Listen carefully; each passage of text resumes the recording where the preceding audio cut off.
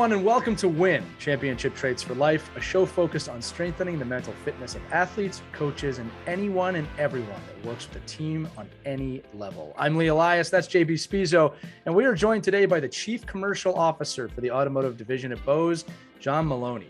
John is an alumnus of Central Michigan University, where he received his bachelor's in marketing and finance and received his MBA from the University of Detroit in international business.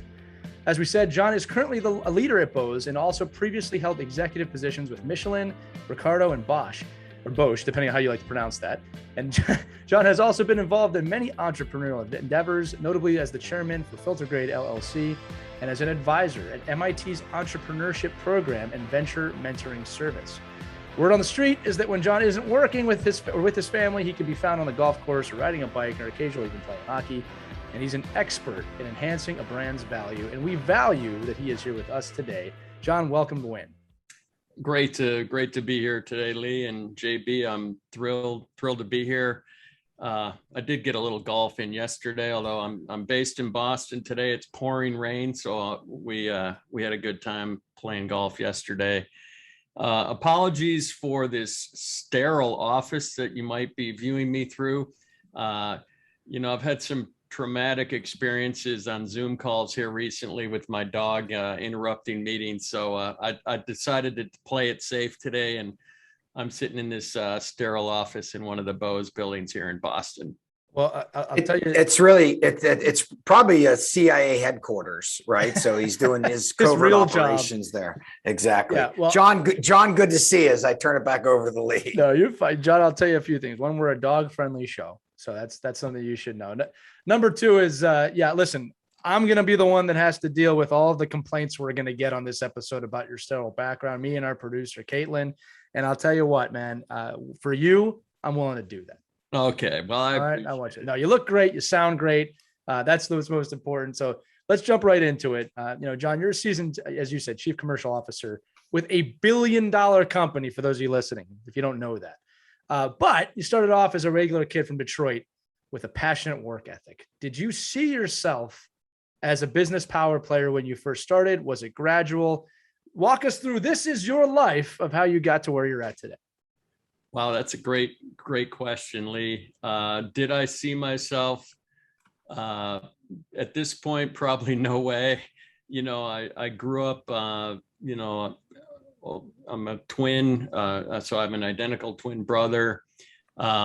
We grew up outside of Detroit with 5 kids, and we had to start, working and grinding early. My dad worked at General Motors, and started working, delivering newspapers, not unlike some of the JB stories. Moved from delivering newspapers to caddying at the golf course, to then working at a sporting goods store where I had a lot of great opportunities to meet great people, especially those associated with ice hockey. Built some swimming pools. A great story there for maybe some of your older listeners. Lee Iacocca, who was the father of the original Ford Mustang, I worked at his swimming pool and got to check out two hidden Mustangs in his garage. So that was a blast.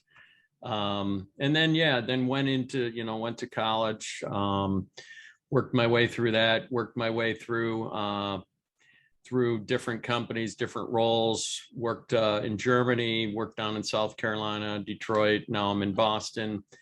It's kind of ironic. I say this, Lee, a little bit, when I came out of college, working in New York or Boston, that sounded like such an awesome idea.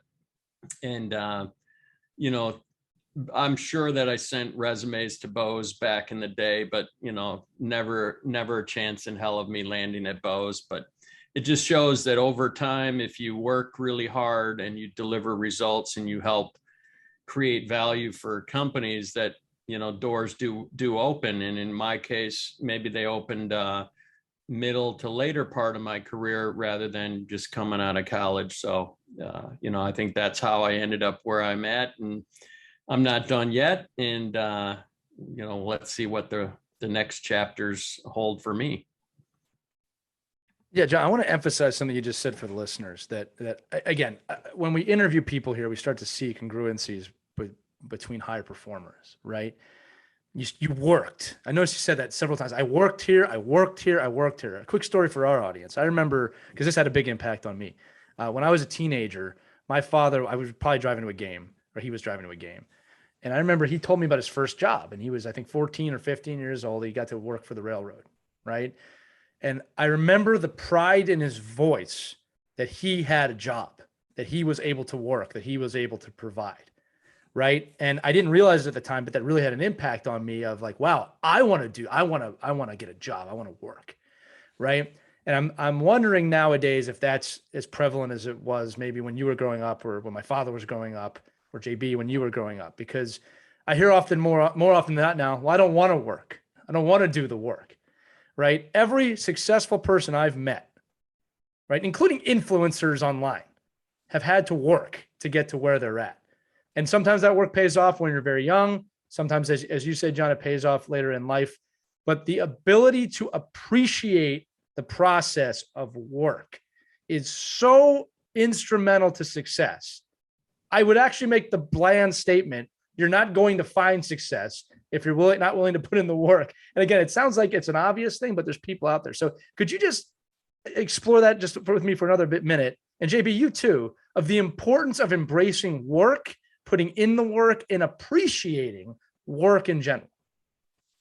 Yeah, I couldn't agree more. Obviously I have a couple young sons that are entrepreneurs in their early 20s. And, there's all kinds of data and research that show that the younger generation doesn't value work as much as maybe the boomers did, or people in between. But I think at the end of the day, Lee and JB, you never get a result if you don't engage with an activity or a competition or whatever it is that you're pursuing. I sat and watched a little interview last night. I think it was on, I don't know, YouTube or something, but it was Steph Curry interviewing Michael Jordan. So they were at the Ryder Cup, and, Michael Jordan just kept referring to the work and the perfection of the craft. And it doesn't matter what your craft is, but that pursuit of excellence and delivery of high standard work it's important. And, I think work doesn't always have to be viewed as a drudgery or a necessary evil. It can be viewed as something that provides great fulfillment and joy. It's never, work's never going to be easy. Hell, I'd much rather be golfing than working, but it's part of the deal. Wow. I love it. John, in just a few minutes you've been talking, I've already taken some notes, and a couple things stand out. First, you talk about all the places you went, and you didn't go to New York. You're in Detroit, you're in South Carolina, you went over to Europe. So let the adventure take you there. I think that's so important, because some people are like, well, I have to go here or I have to go there, but you didn't say that. Second thing is, you talked about working hard. Lee emphasized that. And when you work hard, you create that value. Mm-hmm. And the other thing I always like to talk about is, and you and I have talked about this personally, when you build your tribe, show people what you can do for them, not what they can do for you. So a young person wants to surround themselves, I'm a young up and coming coach, let's say, or a up and coming business person. So you try to surround yourself with that group to see what they can do for you. No, what you did throughout your career is you just showed everybody else what you could do. And then eventually, the path turned, and next thing you know, you end up at one of the most influential positions of a $1 billion company. So awesome. Awesome. John, here's my question. You continue to this day, because we talk about it, taking training and education courses. In fact, you inspired me to, get off my butt and take more courses too. Thank you for that. And so you put this emphasis on learning and growing, and you're at a part of your career that, you could probably just, put the top down and ride the Mustang and coast it out, but you don't. So tell us the importance of continuing to do this improvement and why it was so important and it's so vital to you? Learning, acquiring new experiences, upskilling, whatever you really want to call it. The world today is moving at such a pace that if you don't enhance your skills and experiences, someone will pass you by, whether that person is locally or around the world.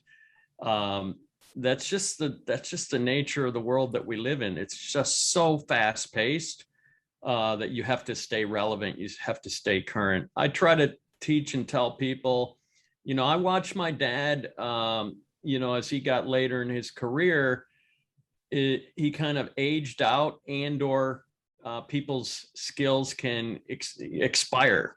So I try to teach people how to make sure that you're always prepared, no matter if you're early in your career, mid-career, whatever you do.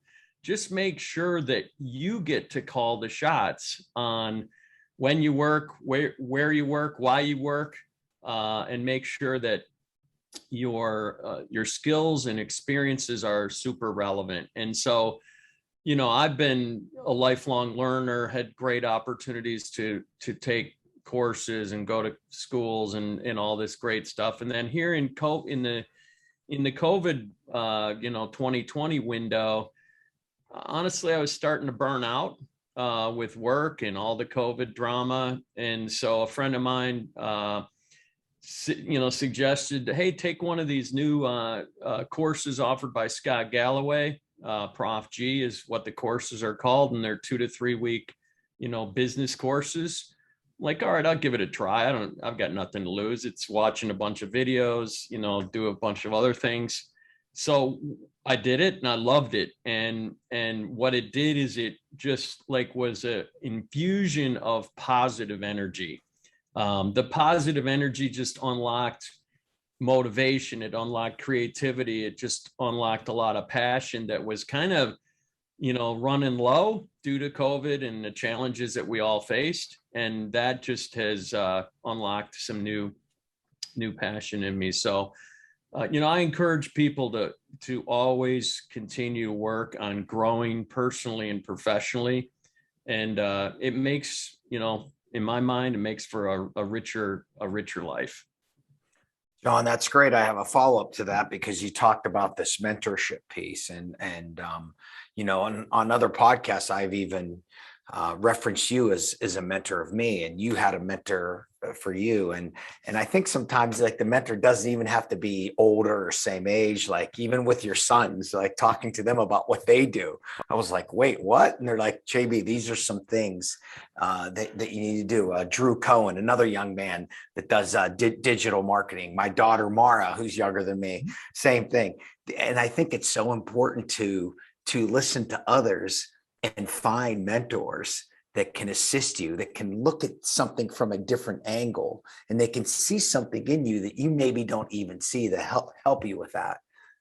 Yeah. I mean, to me, mentors, advisors, coaches, sponsors, advocates, you have all these labels that are kind of flying around. Sometimes people understand them. Sometimes they don't. Sometimes they use them, differently, but having a sounding board or someone that can give you advice based on experience and the school of hard knocks and lessons learned and mistakes is super critical, and then, I not to blow my own horn, but during the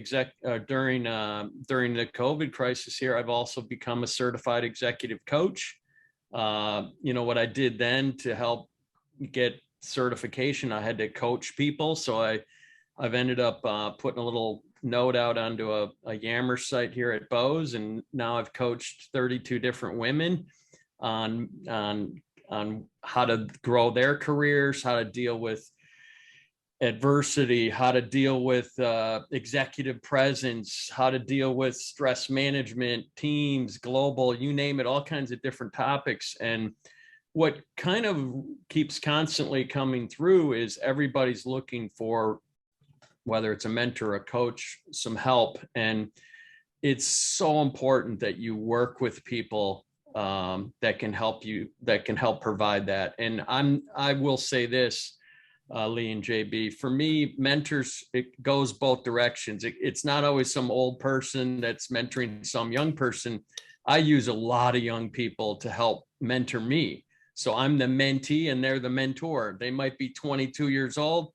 I get as much out of it as when I'm the old mentor and giving it back to somebody else. So it's so critical to have a group of people that can help you along your journey. Yeah, John, I just did a video not too long ago about how ridiculous like generational labels are. And I was talking on this video about like, okay, let's just look at millennials. That's a hot buzzword right now. Millennials are aged like 40 to 22 right now. Yeah. And I said, the range between a 22-year-old and a 40, we're going to label that makes no sense to me whatsoever. And like you just said, you can learn from everybody. My son, who's 7, he teaches me stuff all the time. I've worked with your boys before. They taught me stuff when I was there. I don't need to be 50 or 20. If someone has knowledge that they can share, that's a gift. I want to go back to some of the stuff you were talking about, and we're going to stay on mentorship a bit. There's a show that JB and I love, and our producer, Caitlin, Ted Lasso, probably one of the best shows on TV right now.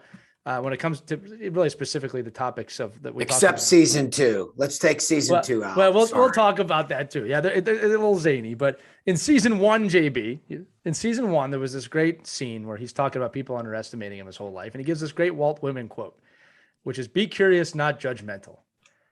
Right, and I think if we're going to equate this to young athletes and young coaches, I want you to think about your daily life and how often someone will bring a new idea to you, or you'll see something new and you go, that's stupid.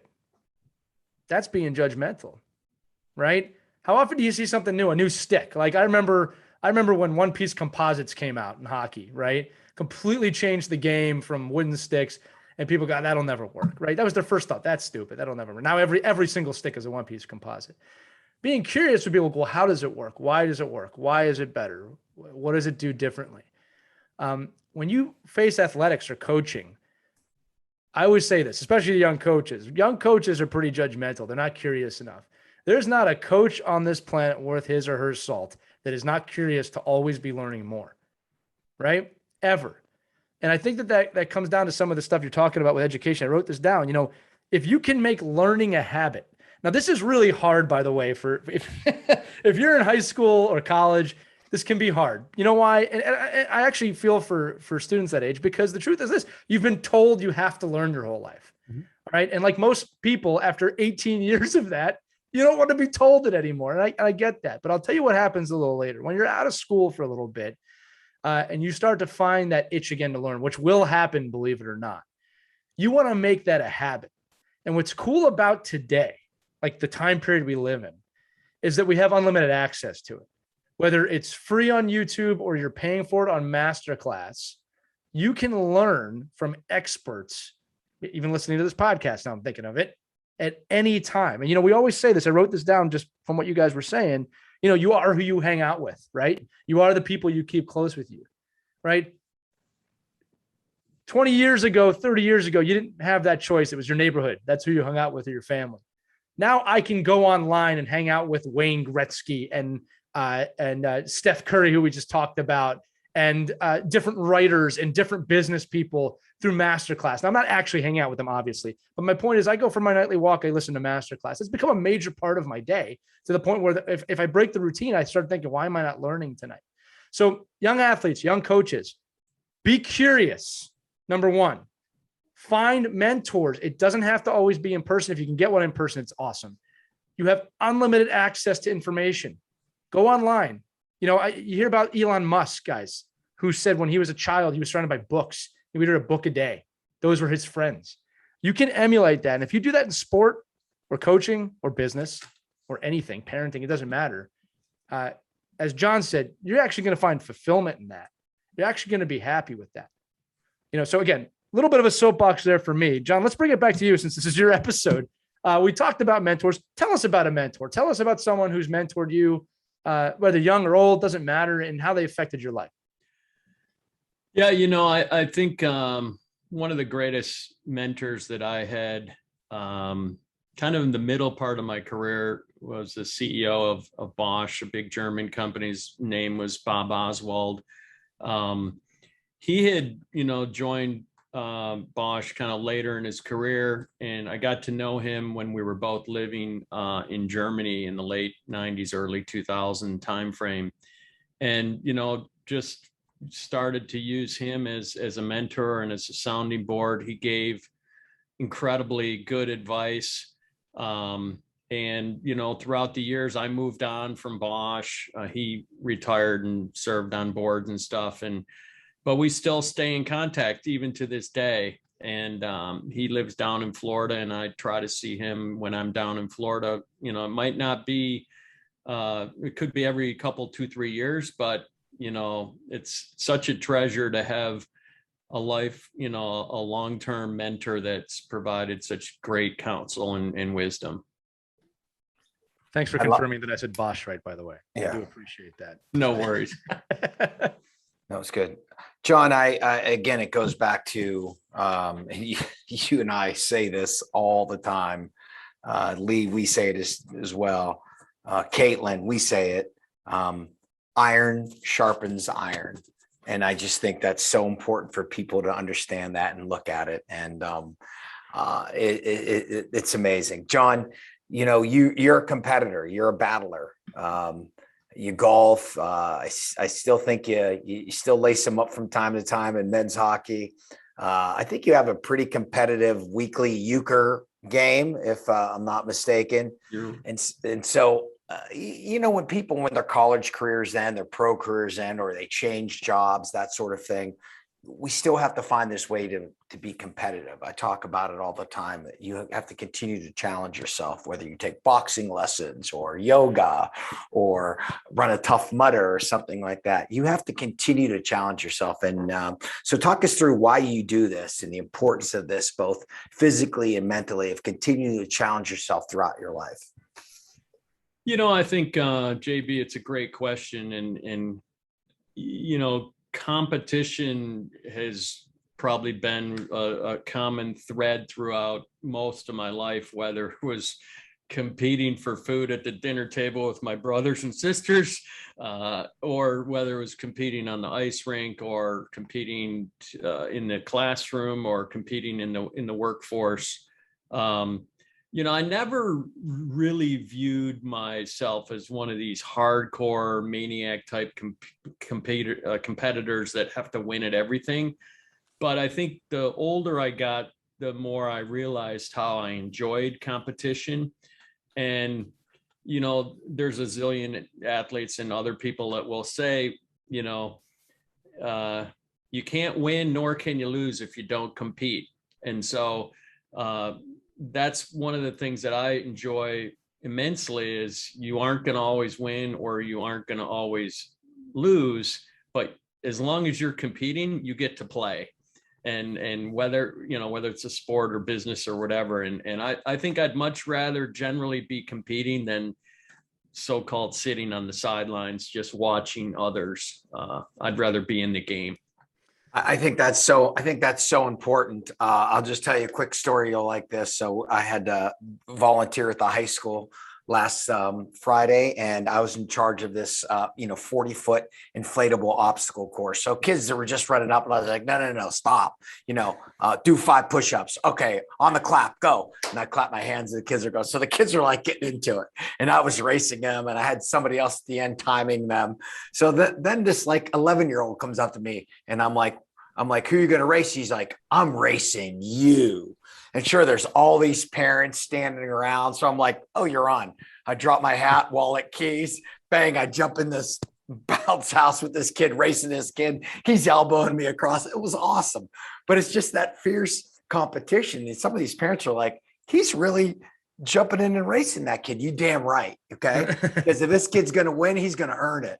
And I just think that's so important throughout our life, that we continue to challenge ourselves, because when we don't, this mind, this huge muscle we have in our head, it will just shrivel up. So yeah, great answer. Well, and I think oftentimes too,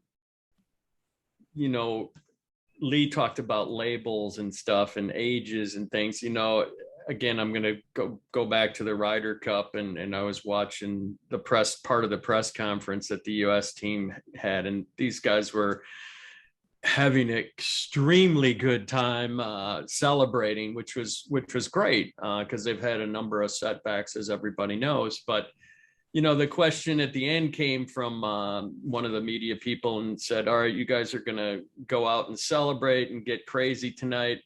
And the question was directed to Dustin Johnson, who's 38, I think. And they talked about, you know, hey, you got all these new, young, youthful people. They're going to go out and, you know, paint the, you know, go wild tonight partying. And they said to DJ, are you going to be able to keep up? And he looked at the media person, gave him an interesting, you know, view of his eyes and stuff. And he kind of just laughed and said, well, I wish them luck keeping up with me.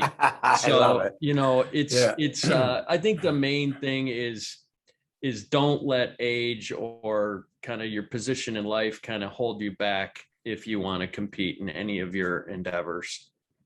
Love it. Yeah, 100%. Yeah, the other thing too is competition also breeds creativity. You know, one of the things I realized about myself is that, like, if I'm not being creative, I actually get pretty upset or bored or miserable or whatever the word is. When I'm able to be creative, and again, I'm blessed to have a lot of things that I get to do that are very creative, to be fair.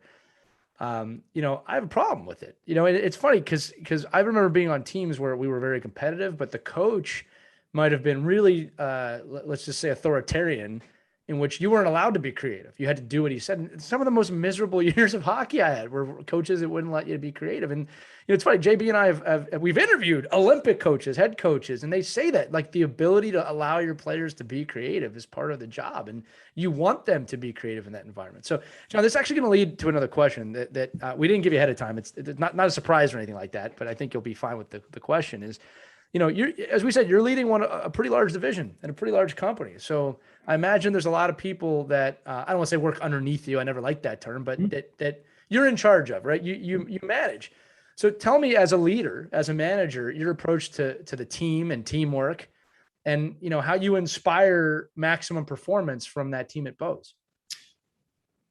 You know, I think you use the word team, and I think that's so central to my philosophies on working with people. We have to work as a team to deliver results. Obviously, that's what we get paid for. But I'm not a big person that believes in lots of hierarchical type behaviors and levels and pecking orders and stuff. I mean, I think in some situations you have to have that. Obviously, JB lived that his much of his adult life.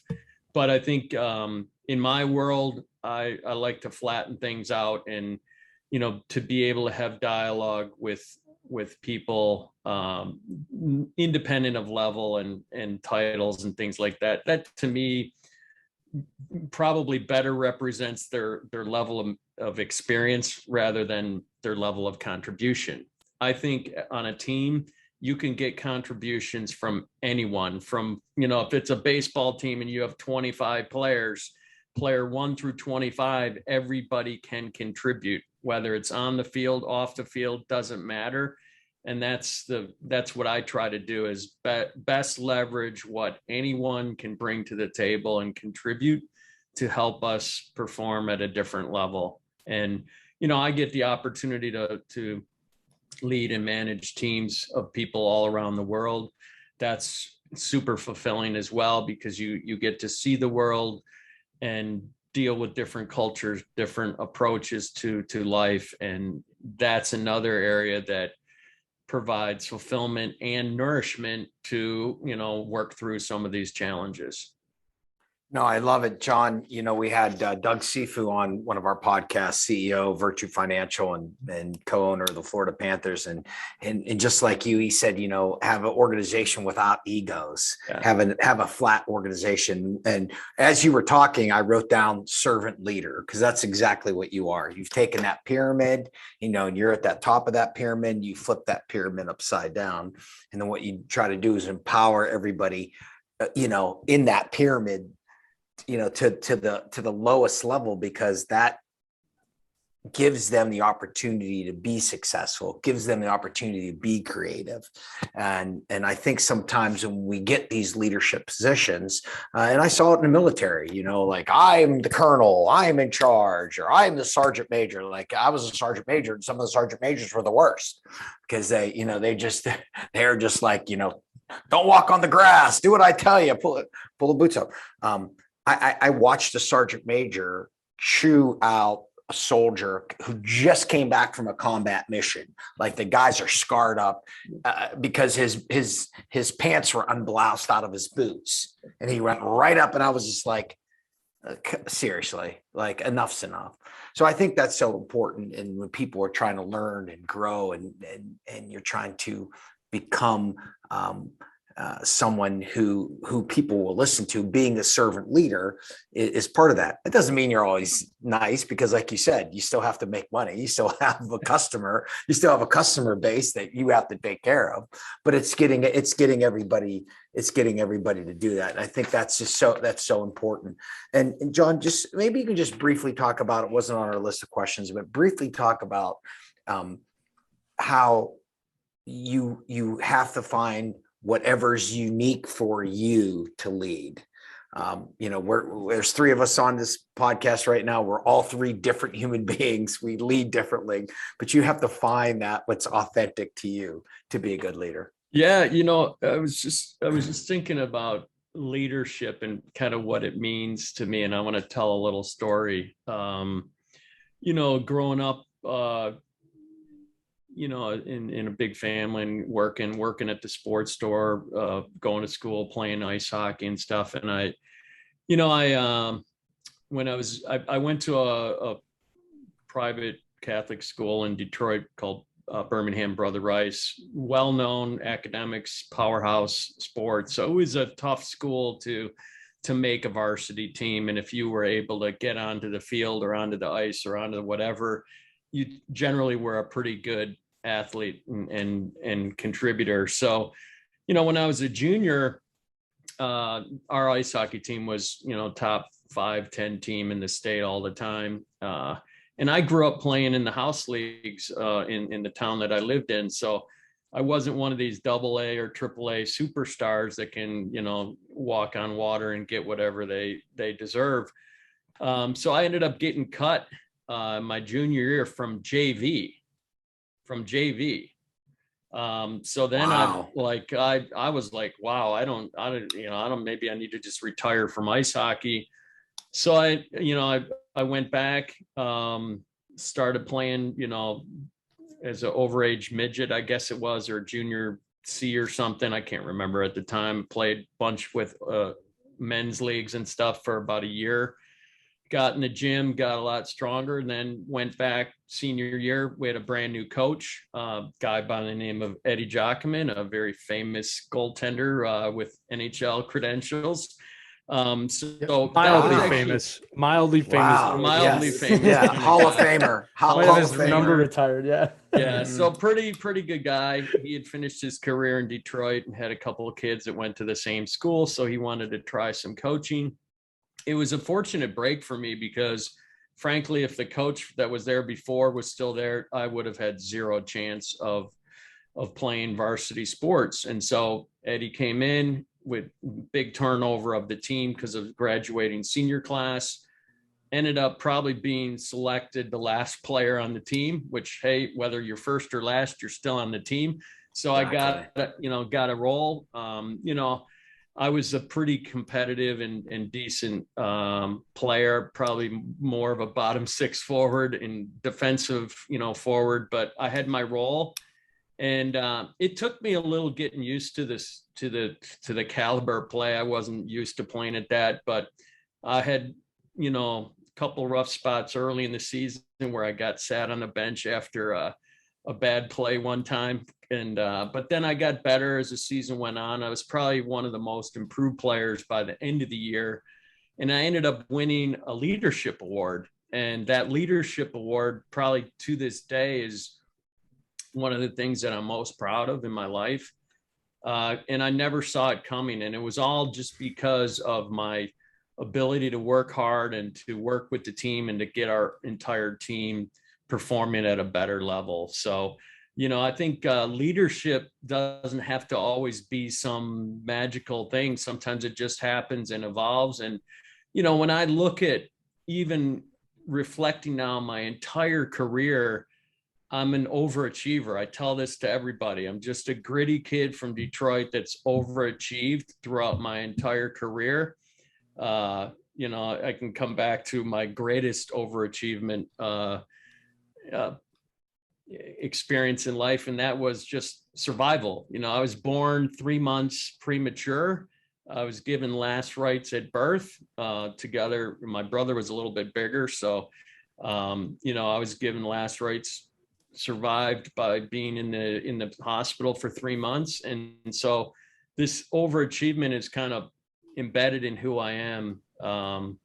But at the end of the day, leadership throughout, it's just kind of who I am is it comes out. I'm never going to be the best player on the ice, never going to be the best, smartest executive, but by combining that grit, that determination, that passion together with experience. I'm a big believer that in life, experience and the experiences that you acquire can help propel you forward. And that's been part of my secret sauce, I would say.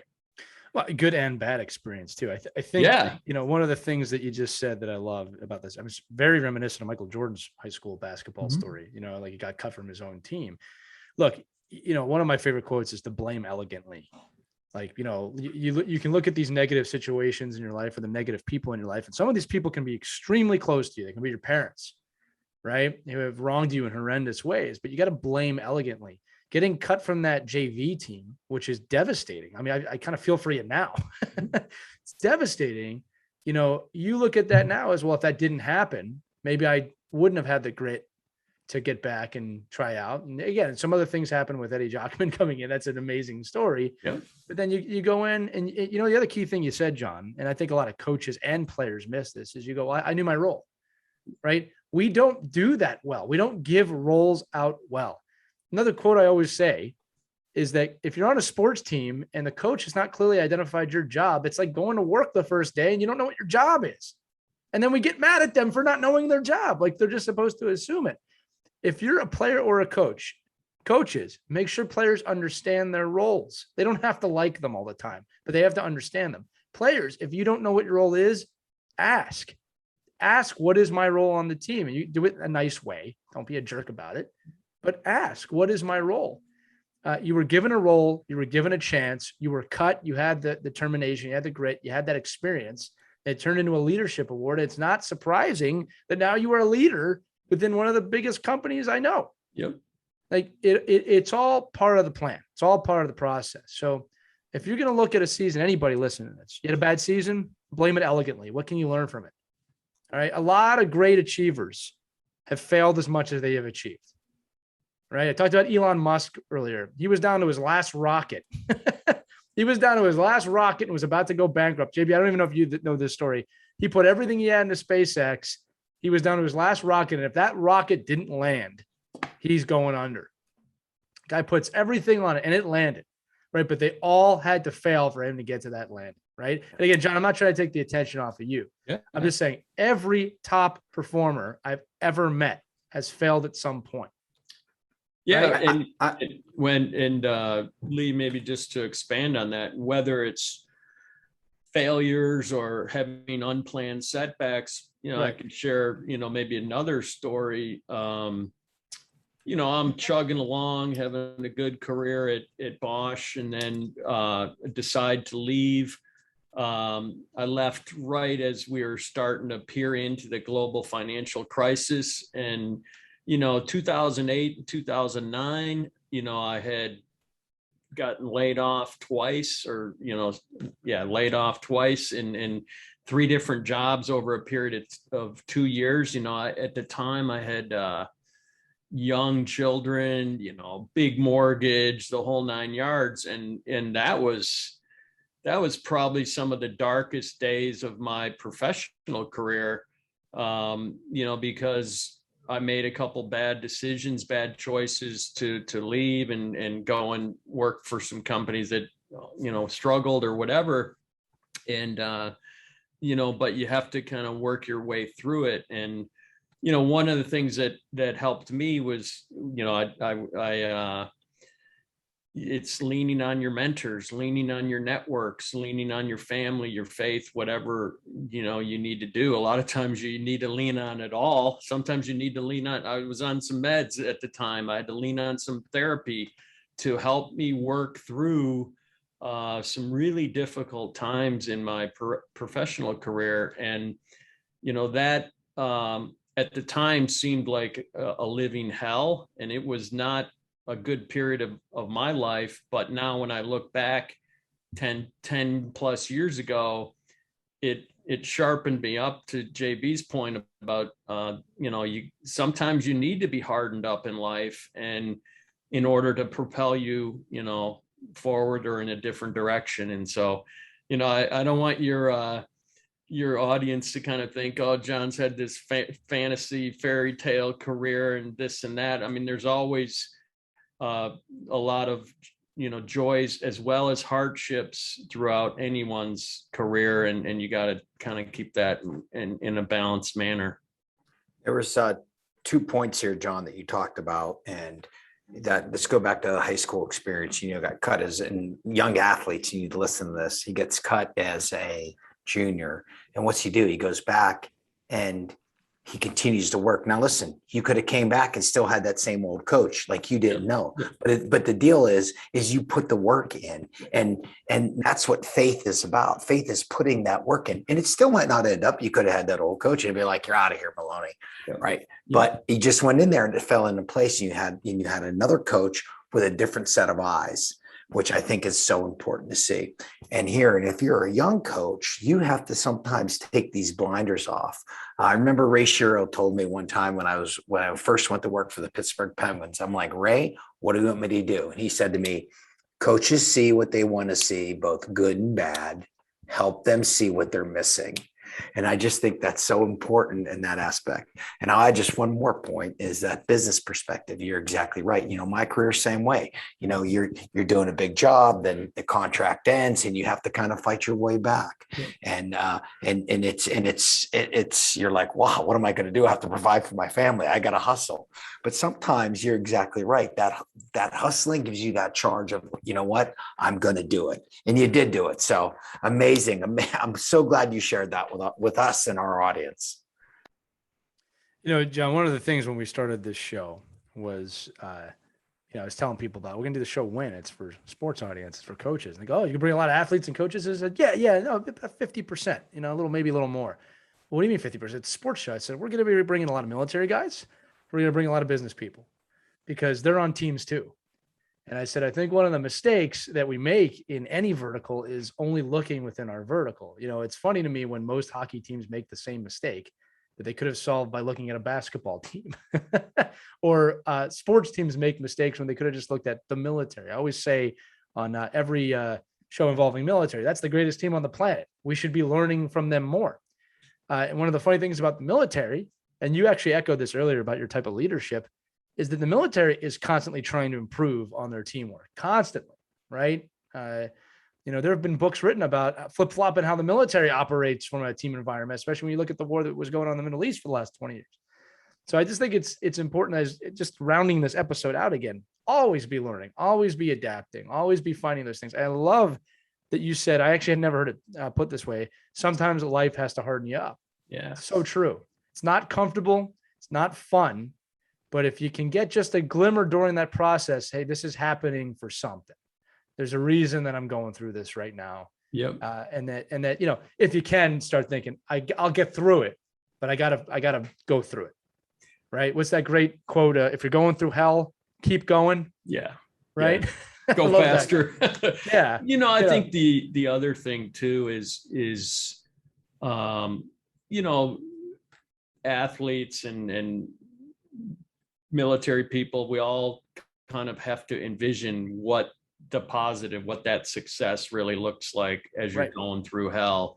I had a great experience earlier in my career, and it was about mental resiliency and mental toughness. And so we had gathered, like 80 people. It was in Germany at the time, kind of in the winter time, and the whole 2-day seminar was about staying strong and dealing with all these crazy car companies and how difficult they are. And so they had a trainer from the German national football or soccer team come in and talk to us, for 2 days about mental resiliency and toughness. So that was great. Everything's cool. Finish up. And then we were going to have like a cookout and bonfire outdoors. It was in the wintertime. So we get outside and you see these 2 big towers of wood.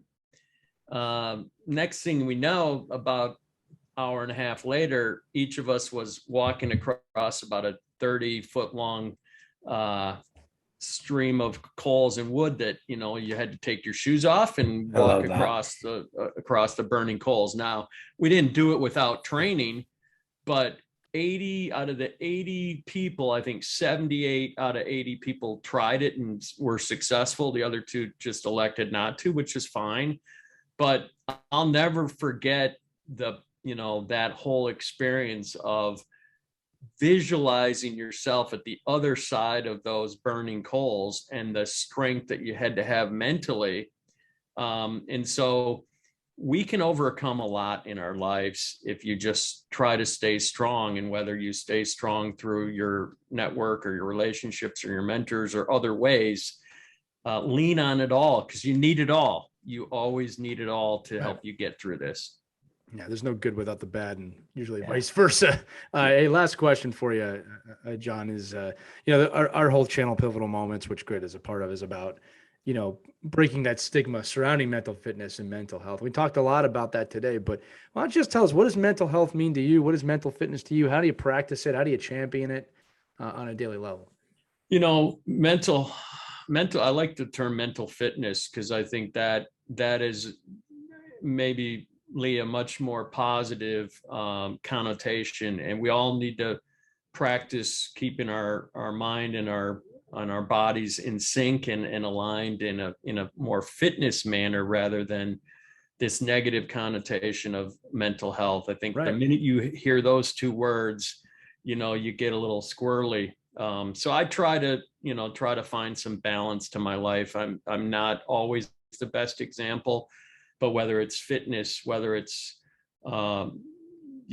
work, family, friends, travel, hobbies, faith, I just try to keep some balance to that, and then to lean on support and mechanisms when you're struggling or you're not in a great place. I unfortunately have a younger sister that was in a couple severe car accidents when she was an executive at Ford and Mazda. And I've seen firsthand a woman that was at a very, very top of her profession.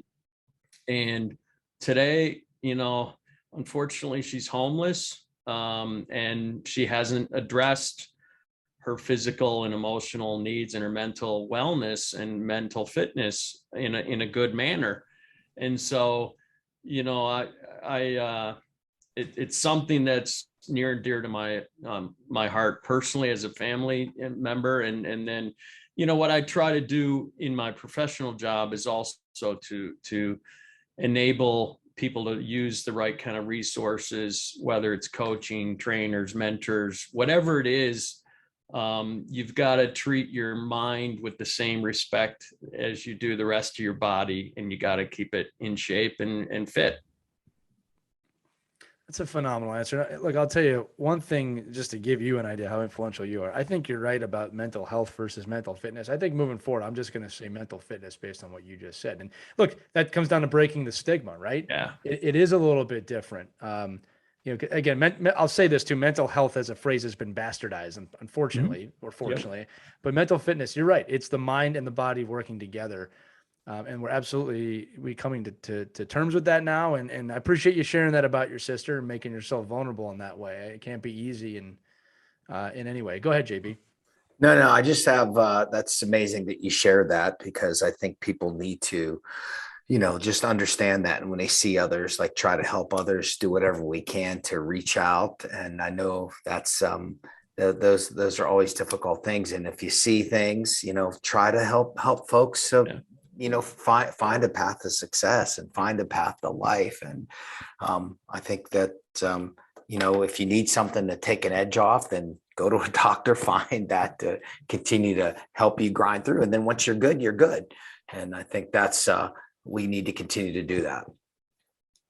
100%. And John, I'll tell you this in closing, you've been a wonderful guest. I remember speaking about mentors, and I remember my father was telling me, about the World War II generation. They came home with massive PTSD or PTS. And, it's funny because, I asked him, I was like, well, why didn't they do anything about that? And he said this, and it was so simple, but it's true. He said, we didn't know what it was. Yeah. Nobody knew what it was back then, so when I hear people say, like, you got to be hard and not show emotion, and, don't be tough, like too tough. Right. We're echoing a generation that had no idea what that was. And it was clearly a problem. Yeah. Right. And I think it's great that, leaders like you and JB and people see that now, and servant leaders see that. Like, I care about my people. I care about you. I want you to be where you're supposed to be. Right. So anyway, you've been a phenomenal guest, John Moloney. I appreciate you being here.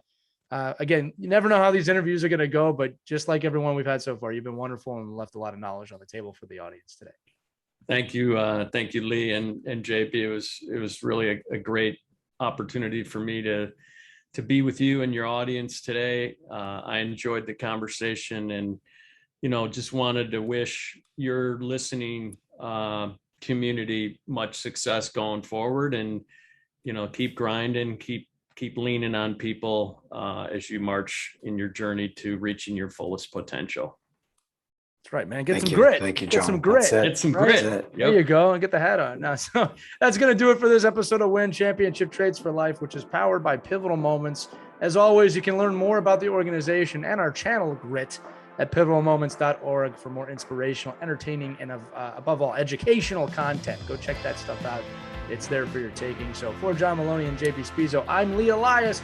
Thanks so much for joining us, and make sure to keep an eye out for this episode and more wherever podcasts can be heard. Thanks so much for listening, and we'll see you next time.